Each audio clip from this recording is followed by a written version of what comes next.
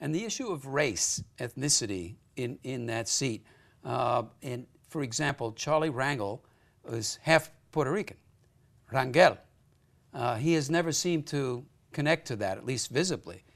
You have Adam Clayton Powell IV, who is half Puerto Rican, half African American, but he is putting his Puerto Rican half out there pretty strongly.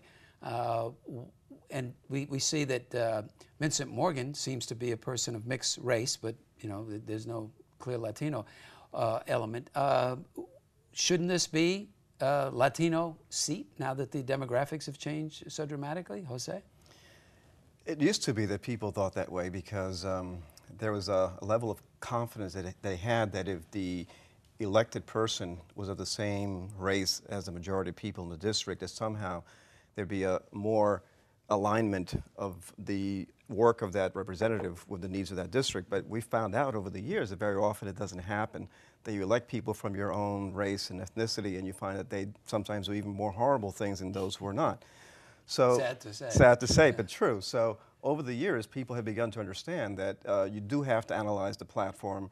You do have to hold people accountable no matter who they are, right? And hopefully, whoever gets elected will be held accountable. Now, the one thing that race and ethnicity does is that it opens you up to certain kinds of networks. New York City is a very complex, heterogeneous place with people from all places of the world. Yeah. And it's a very complex place. And ironically enough, as heterogeneous as it is, I have found that there's still a lot of parallel life and existence that takes place here where Black and Latino and Asian and other groups basically live side by side but don't interact enough. So the one thing that a Latino elected representative would have is that they're more likely to have contacts, networks, and access to organizations and people of the same community.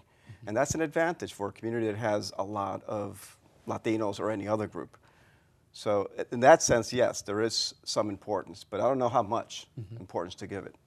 How much importance, Roberto?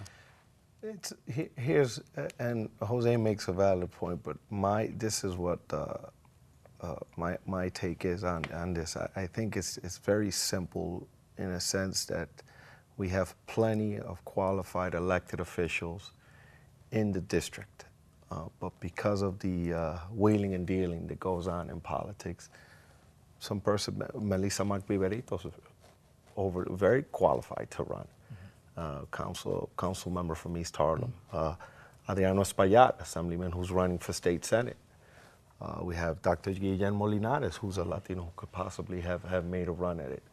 But in politics, sometimes when people hear that you may be doing something or you may be running for something, like we spoke of earlier, you know, maybe it's not time, or you know, and there's a lot of special interest in people in high places. Somebody making an offer they can't. Exactly, and sometimes we don't get unless somebody's independently wealthy and can say, you know what, I have the money, I don't need the clubhouses, I don't need the political machine to back me, I don't need the labor unions and all the other people that come along with it to help me run my race. Hey, I'm running.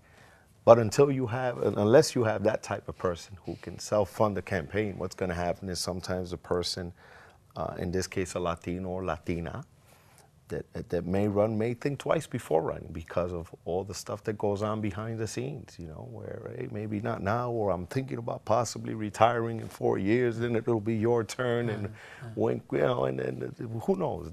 Like I said before, there's a lot of horse trading that goes on in politics.